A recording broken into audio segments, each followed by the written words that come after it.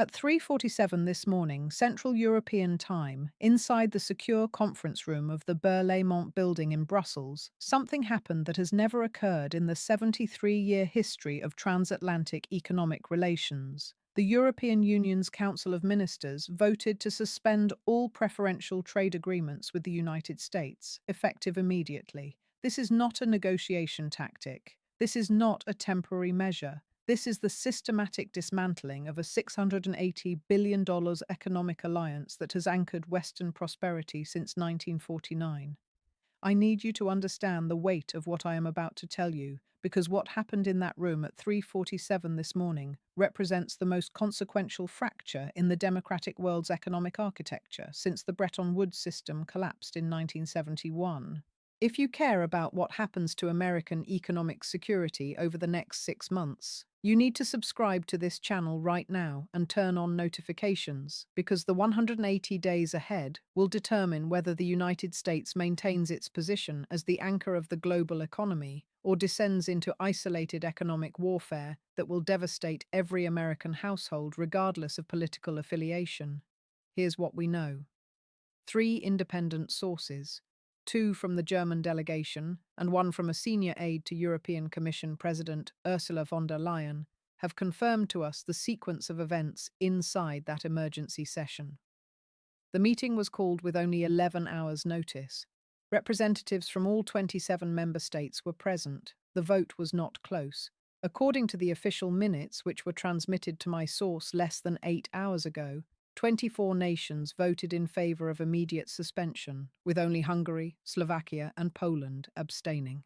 0 nations voted against. The resolution runs 127 pages and includes specific triggers for escalation if the United States retaliates with counter tariffs. This was not improvised. This was planned, coordinated, and executed with precision that suggests months of quiet preparation waiting for the right trigger moment. The sealed communication was uploaded to the European Commission's internal system at 4:12 a.m. Brussels time. It was visible to member state representatives for exactly 34 minutes before being classified as restricted access. But during those 34 minutes, 3 separate sources downloaded the executive summary, and what it reveals is why financial markets in Tokyo opened down 847 points 6 hours later. Flight tracking data, which is publicly available through websites like Flight Radar 24, shows that a US Treasury Department aircraft departed from Andrews Air Force Base at 11:23 p.m. Eastern Time last night, approximately 4 hours before the EU vote. The destination was Brussels. The aircraft landed at 6:47 a.m. local time, 3 hours after the vote had already concluded. The Americans were too late. According to former US Trade Representative Michael Froman, who reviewed the EU resolution structure and spoke to multiple European counterparts overnight, this represents something fundamentally different from previous trade disputes. This is not steel tariffs. This is not agricultural subsidies. This is the European Union treating the United States as an unreliable economic partner whose word cannot be trusted and whose agreements have no binding force. Constitutional law professor Elizabeth Chen, who specializes in international trade architecture, explained that the EU has essentially invoked what she calls the nuclear option, a mechanism that was written into trade frameworks after World War II but has never been deployed against a democratic ally. The fact that they used it tells you everything about how Brussels views the current American government's credibility on the world stage. Now let me walk you through exactly how we got here, because this did not happen overnight. This was a cascade of decisions, provocations, and strategic miscalculations, and every single step was documented. If you're finding this valuable, hit that like button right now, because this story is about to get significantly more complicated, and you'll want to be here for all of it. Tuesday, January 21st, Inauguration Day.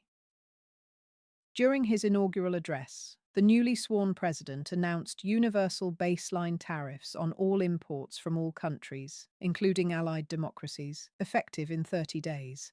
The European Commission issued a carefully worded statement calling for dialogue and expressing concern about unilateral action. What that diplomatic language concealed was absolute fury. According to two sources inside the German Economics Ministry, Chancellor Olaf Scholz held an emergency cabinet meeting that same evening. The assessment was clear. The new American administration was not interested in negotiation. They were interested in economic domination through unilateral force. Thursday, January 23rd. The European Commission formally requested emergency consultations with the US Trade Representative.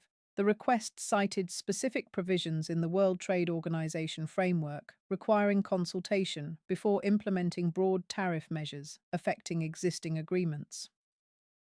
The American response arrived 48 hours later, on Saturday, January 25th, via email. The message was 3 sentences long. It declined the consultation request, stated that the United States retained full sovereign authority over its trade policy, and indicated that no exceptions would be made for allied nations. European trade officials described the response as diplomatic arson. Monday, January 27th, French President Emmanuel Macron gave a speech in Paris that has now been analysed by every foreign policy expert in the Western world. He did not mention the United States by name. Instead, he spoke about Europe's need for strategic autonomy, economic independence, and the ability to defend its interests without relying on partnerships that could be revoked by single elections. The language was diplomatic, but the meaning was unmistakable. France was preparing to lead Europe away from American economic integration. Wednesday, January 29th, the day that changed the calculation entirely. At a press conference in the White House Rose Garden at 2:47 p.m. Eastern Time, the president was asked whether European concerns about the tariffs would lead to negotiations or modifications. The response, which was broadcast live and recorded by every major network, lasted 43 seconds.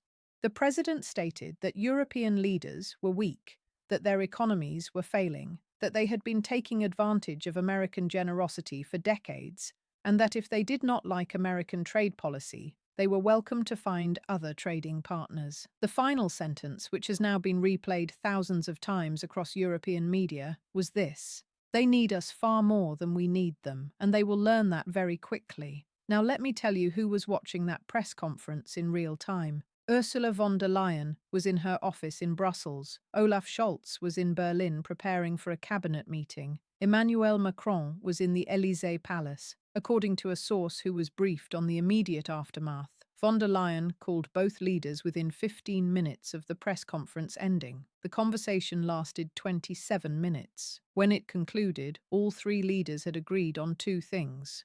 First, the current American administration had no interest in treating Europe as an equal partner. Second, Europe's response had to be swift, unified, and severe enough to demonstrate that the transatlantic relationship was a two-way dependency, not American charity that could be revoked at will. But here's what most people do not know. That press conference was not the final trigger. There was one more event, one more provocation that pushed the European Union from contingency planning to immediate action.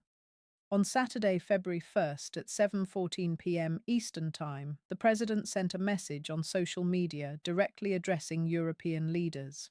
The message stated that any European retaliation against American tariffs would be met with complete suspension of US military support under NATO Article 5 mutual defense commitments.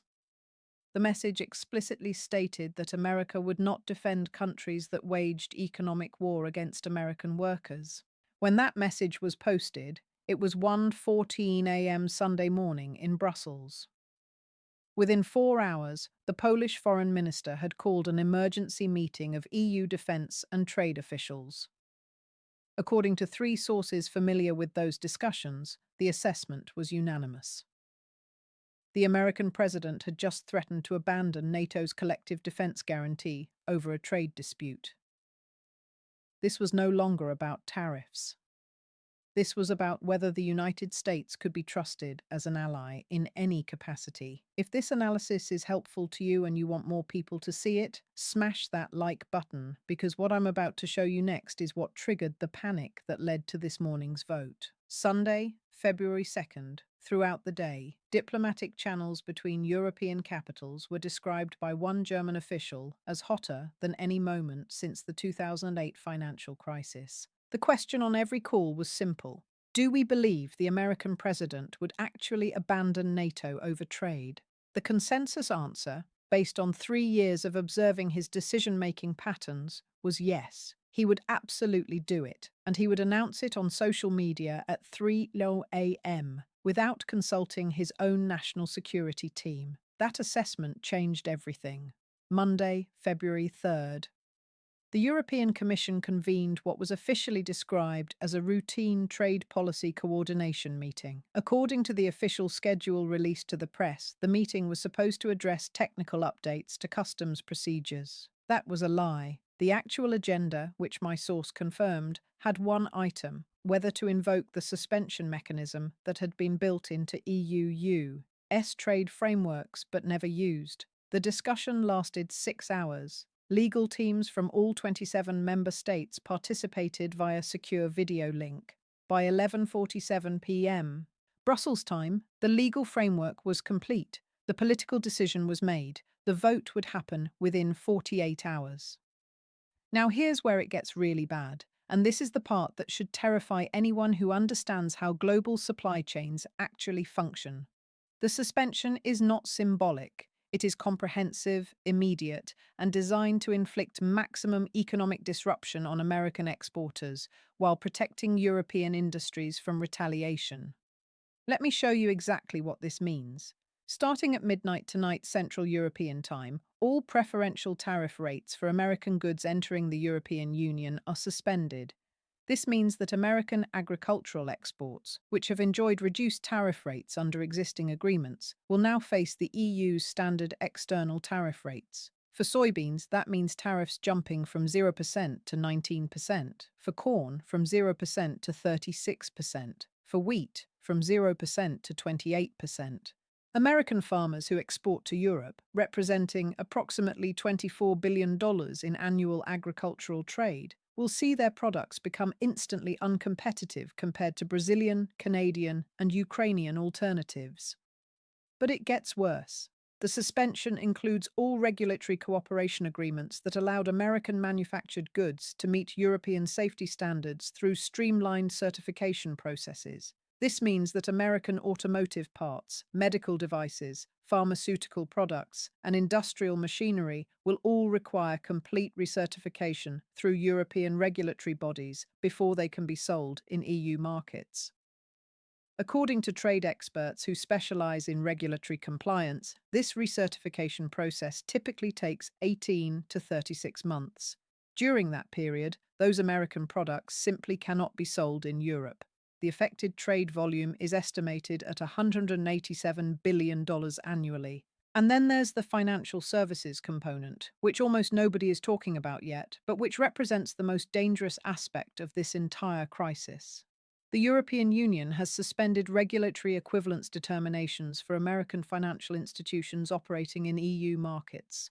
What this means in practical terms is that American banks, investment firms, and insurance companies can no longer provide cross-border services to European clients without establishing fully capitalized European subsidiaries subject to European regulatory oversight. The cost of compliance is estimated at $40 to $60 billion in new capital requirements. Major American financial institutions have 180 days to comply or cease European operations entirely. Subscribe now if you want to follow where this crisis leads, because the implications are staggering and mainstream media will be 3 hours behind everything I'm showing you. According to former Treasury Secretary Lawrence Summers, who gave an interview to Bloomberg at 6:23 a.m. Eastern Time this morning, this European action represents the most significant threat to American economic dominance since the 1970s oil crisis. The difference is that in the 1970s, the threat came from adversaries. This threat comes from allies who have concluded that the United States is no longer a reliable partner. But wait, there's something even worse I haven't told you yet. The suspension includes a retaliation escalation framework that automatically triggers additional penalties if the United States responds with counter tariffs or economic sanctions. According to the legal text, which runs 127 pages and includes 89 specific trigger mechanisms, any American retaliation will result in immediate suspension of all US access to European government procurement contracts, estimated at $340 billion annually. It will also trigger coordinated European support for alternative reserve currency frameworks designed to reduce global dependence on the US dollar in international trade settlement. Let me be very clear about what that means. The European Union is threatening to support Chinese and emerging market efforts to create dollar alternatives for international trade. If that happens, if the euro, the yuan, and regional currency blocs begin settling major trade transactions outside the dollar system, the United States loses the single most powerful source of its global economic leverage. We lose the ability to print money without inflation because global demand for dollars drops. We lose the ability to impose economic sanctions because countries can trade without touching dollar-denominated systems. We lose the exorbitant privilege that has allowed us to run massive trade deficits for 50 years without economic collapse. Former Federal Reserve Chairman Ben Bernanke explained in testimony before Congress in 2019 that approximately 60% of global trade is settled in US dollars, despite the United States representing only 24% of global GDP. That differential is what allows America to maintain economic dominance despite massive debt levels. If European and Asian economies shift even 20% of their trade settlement away from dollars, the impact on American living standards would be catastrophic. We're talking about currency devaluation, import price inflation, potential collapse of treasury bond markets as foreign central banks reduce dollar reserve holdings. This is not speculation. This is what happens when global confidence in American economic leadership evaporates. Here's what I'm watching for in the next 24 hours that will tell us how severe this crisis becomes. First, does the American president respond with immediate retaliation, or does the administration attempt damage control through diplomatic channels? According to three sources familiar with White House internal discussions, there is active debate right now between advisors pushing for massive counter tariffs to show strength and advisors warning that escalation could trigger full economic decoupling from Europe with catastrophic consequences for American exporters. Second, do other American allies, particularly in Asia, begin signaling similar concerns about US reliability? Japan, South Korea, Australia, and Taiwan are all watching this crisis and asking themselves the same question Europe just answered. Can we trust America as a long-term partner, or do we need to develop strategic autonomy? According to diplomatic cables that have been shared with journalists covering Asian security issues, there are urgent consultations happening right now between Tokyo, Seoul, and Canberra about how to respond if the US-EU economic alliance collapses entirely.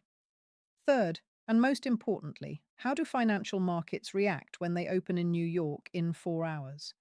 Tokyo dropped 847 points overnight. London opened down 612 points this morning. European markets are down an average of 7% across major indices. If New York follows that pattern, we're looking at potential circuit breakers halting trading if panic selling accelerates.